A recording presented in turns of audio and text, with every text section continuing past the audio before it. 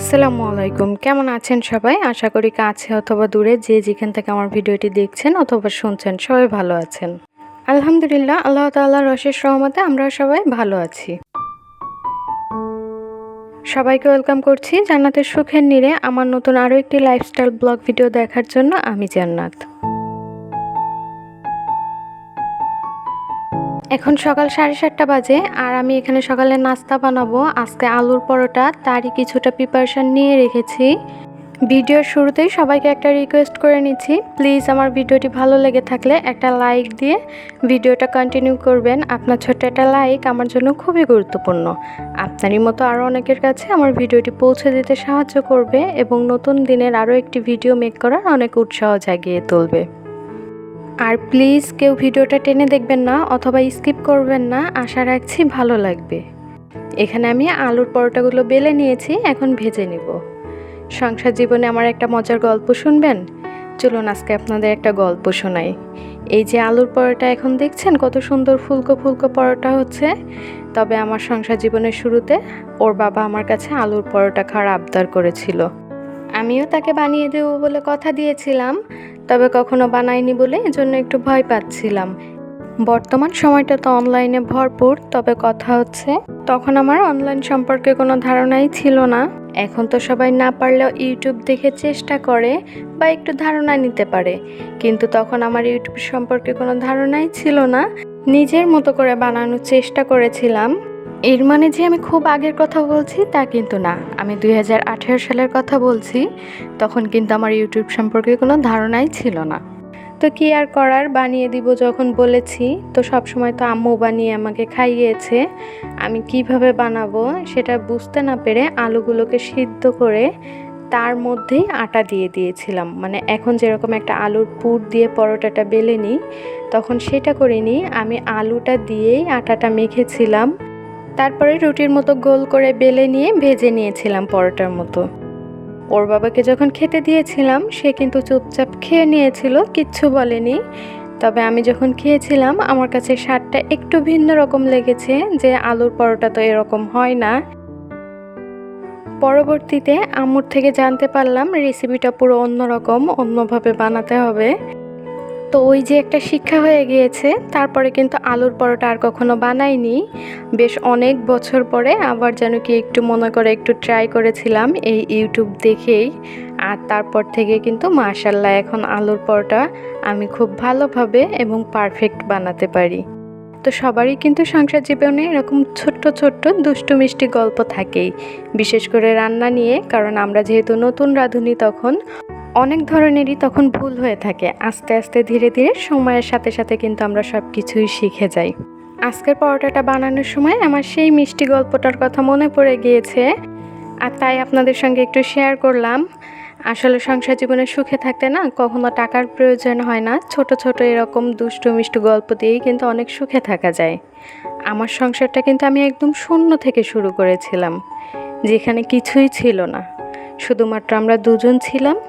একটা rice cooker ছিল, 2টা প্লেট ছিল, আর ছোট ছোট কিছু জিনিসপত্র ছিল। এখন হয়তো ভাবতে পারেন এটা আবার কেমন সংসার জীবন শুরু করা বলে। আমার শ্বশুরবাড়িতে কিন্তু আমার একটা ভরা সংসার রয়েছে, কিন্তু আমার সংসার জীবনটা ওইখান থেকে শুরু না হয়ে ভাড়া বাসা থেকে শুরু হয়েছে। কেন জানেন? এই যে চাকরি করছে এর জন্য। আমি আমার শ্বশুরবাড়িতে খুব কমই গিয়েছি, কমই থাকা হয়েছে আমার বিয়ের পরে। আসলে আমি পড়ালেখার জন্য বাবার বাড়িতেই ছিলাম অনেক দিন। তারপরে যখন আমাকে নিয়ে গিয়েছে, তা আমি একটা ভাড়া বাসাতেই গিয়েছিলাম, দুজনের টোনাটনির সংসার যেটা বলে। তো ওই দিনগুলোকে কিন্তু আমি খুব এনজয় করেছি। একদম শূন্য থেকে শুরু করে আজ আমার ঘরে সব রয়েছে আলহামদুলিল্লাহ। স্বামী সন্তান নিয়ে স্বামীর অল্প ইনকামে আজ অনেক সুখে আছি, ভালো আছি। আসলে আমার কাছে যদি কেউ সুখের সংজ্ঞা জিজ্ঞেস করে, তো আমি এক কথাই বলবো, আমার গোছানো পরিপাটি ছোট সংসার, যেখানে দিন শেষে আমি আমার মানসিক শান্তি খুঁজে পাই। প্রকৃতি অর্থে সুখের কোনো সংজ্ঞা হয় না, সবাই সবার মনের ভাব প্রকাশ করে, এই যে আর কি। তবে আমার শান্তি আমি খুঁজে পাই আমার পরিবারের মাঝে, আমার সুখ খুঁজে পাই আমার স্বামী ও আমার মেয়ের মুখের হাসির মাধ্যমে। কি যে একটা শান্তি লাগে ওদের যখন আমি ছোট ছোট জিনিস দিয়ে খুশি করতে পারি। সেটা আমি আপনাদেরকে বলে বোঝাতে পারবো না।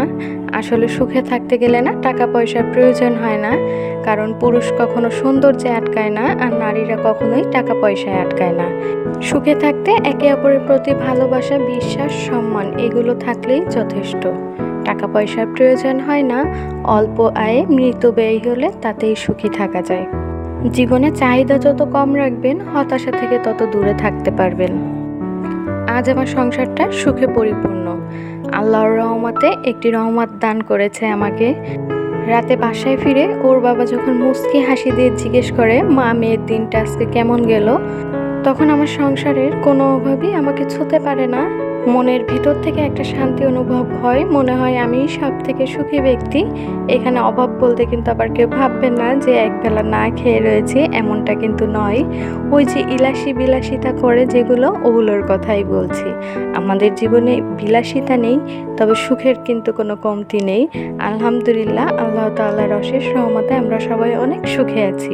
সবাই দোয়া করবেন এভাবেই যেন আল্লাহ তাআলা আমাদেরকে বাকি দিনগুলোতে ভালো রাখে। স্বামীর অল্প ইনকাম হলেও দুজনের বোঝাপড়া, একে অপরের প্রতি সম্মান ও ভালোবাসা, এগুলোর জন্যই কিন্তু আজ আমি এতটা সুখী। আলহামদুলিল্লাহ, সেই শূন্য থেকে শুরু করে আজ আমি একদম পরিপূর্ণ। আমি জানি না আমার সকল প্রিয় আপুরা এখনো পর্যন্ত আমার ভিডিওটা জুড়ে আছেন কিনা। যদি থেকে থাকেন তাহলে তো বলবো অবশ্যই ভিডিওটা হয়তো একটু হলেও ভালো লেগেছে। তো প্লিজ একটা লাইক দিয়ে বাকি অংশটা দেখে নেবেন। আর আপনি যদি আমার চ্যানেলে নতুন হয়ে থাকেন, আপনার যদি লাইফস্টাইল ব্লগ ভিডিও যদি ভালো লেগে থাকে, তাহলে আমার চ্যানেলটি সাবস্ক্রাইব করে বেল অপশনটি অন করে আমার পাশেই থেকে যেতে পারেন। এতে করে আমি ভিডিও ছাড়া মাত্র আপনি নোটিফিকেশন পেয়ে যাবেন, আর আপনার সময় সুযোগ করে দেখে নিতে পারবেন। ভিডিওটা খুব বেশি ভালো লেগে থাকলে চাইলে আপনি আপনার ফ্রেন্ডস অ্যান্ড ফ্যামিলির সঙ্গেও শেয়ার করতে পারেন। আপনি যদি কাজগুলো অলরেডি করে থাকেন, আপনাকে অসংখ্য ধন্যবাদ। এখানে একদমই অল্প উপকরণে জলপাই টক ঝাল মিষ্টি আচার বানিয়ে নিয়েছি। তো আজকের ভিডিওটা এ পর্যন্তই। সবার সুস্বাস্থ্য কামনা করে এখান থেকেই বিদায় নিচ্ছি। আল্লাহ হাফেজ, আসসালামু আলাইকুম।